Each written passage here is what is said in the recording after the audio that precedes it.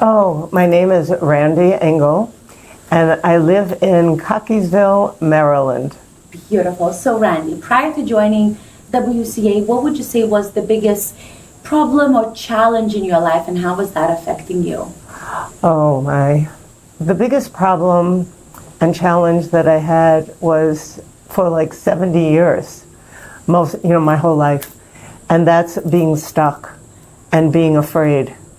And fear just gripped me from really pursuing so many things in my life. There were times where I had to present and I would actually run out of the meetings, or that I wouldn't speak, or that I couldn't do certain things. And so throughout my life, there have been things that I've wanted to do, to accomplish, goals, dreams, and I never did. And you reach a certain point, like where I am now, and it's like, when are you going to do it?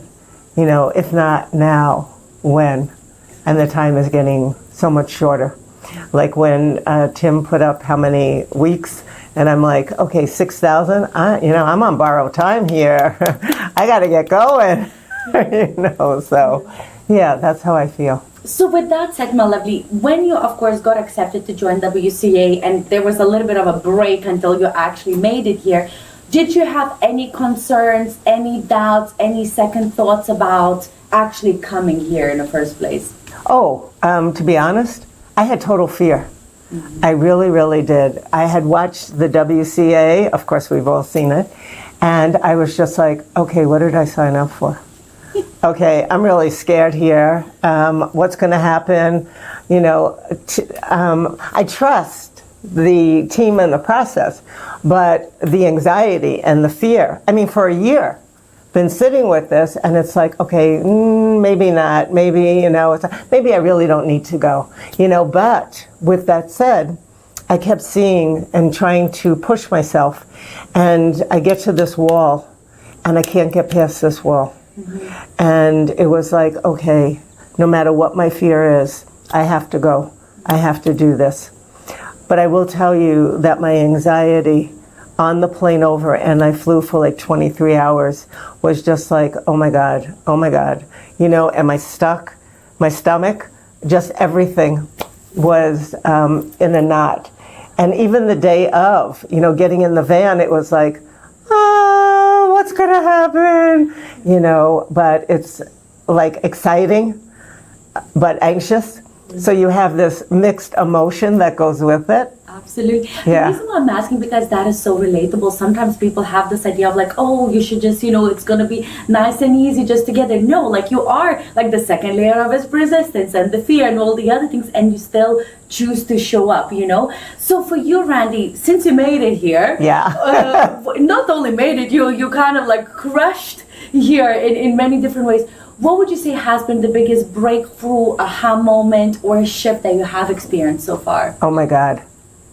There have been so many from day one of just being able to learn about yourself. You think you know yourself, and there are so many layers.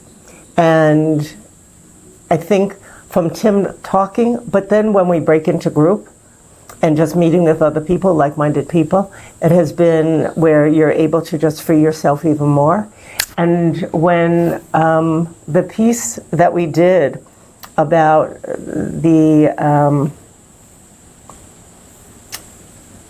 about getting into yourself and finding that person that's there, for me, it was really connecting with that little girl and being able to see who I was and how I forgot so many things.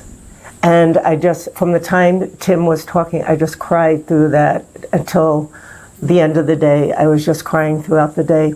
It was about finding that peace and just feeling like, okay, that's the piece that's been missing, that's been forgotten. And coming to that, it feels like so much has been opened. And it's such a gift. And this morning when I was coming down the steps to wait for the van, it was like I was walking with my little girl. And that's who I've been walking with, and I feel like, yes, I'm home. Yeah, and now I can go on, and do more of what I want to do. Is there more layers and more pieces? Yes. But I feel this sense of, and people have said it to me, you have this glow about you. You feel so different. And I feel calmer. I feel more settled.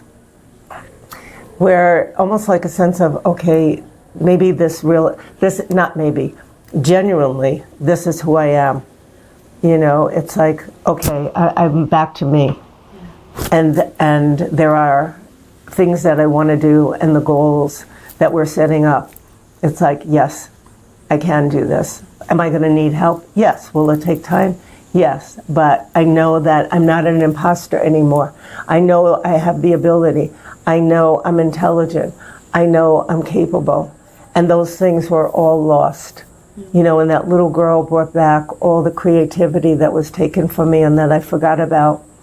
And the sense of just being strong, and now it's back. And I just feel like I just hold her hand and I just walk all the time, like she's with me now. And I know that she will never be gone again. Yeah. And so I feel like I've been given such a gift that I could never have gotten anywhere else in the world. Ever. That's so special. I would say like the shift that I saw in you was actually when you shared about the Buddha story, Yes. And I remember what you were wearing. I remember how you stood, because I feel like you were never the same after that. Truly, even that morning when you walked in, because that was a morning share, you could even feel with the hug, with the step, with all of it, that was never the same. And after that, that only just kind of like kept on going and deepening all of that relationship and that experience. I'm just curious, Randy, because you really strike me as somebody that's very self-aware and very in tune as well in many different ways. I'm curious to know what surprised you about yourself here in those last 4 days. What did you discover about yourself that maybe you didn't know was there, or you surprised yourself because you saw different sides of you coming out? Like, what surprised you about you? Because we have this exercise to do where we're asking people what they see.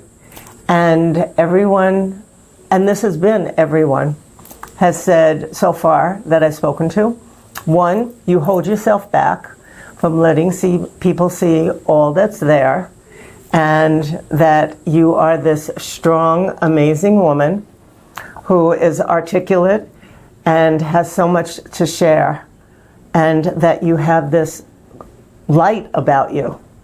And I was like, I don't get what you're saying, and that has surprised me because that has come from so many people, and it's like, okay, I need to own that and really look at that, and to really look at that holding back where I can feel it. But to know that other people are seeing it is like, okay, it's like, so that fear is still there, but I know that I'm in a safe place and I can push through.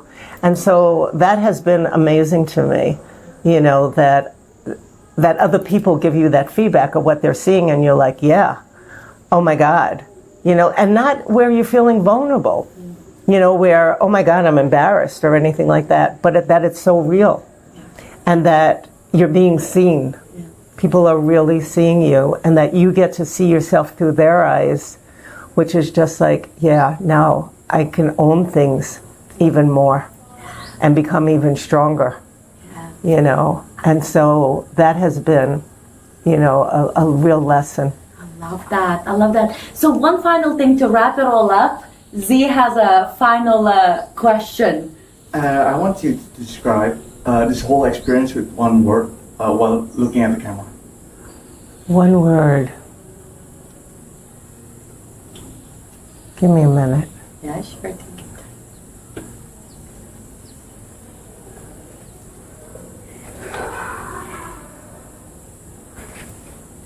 Godly.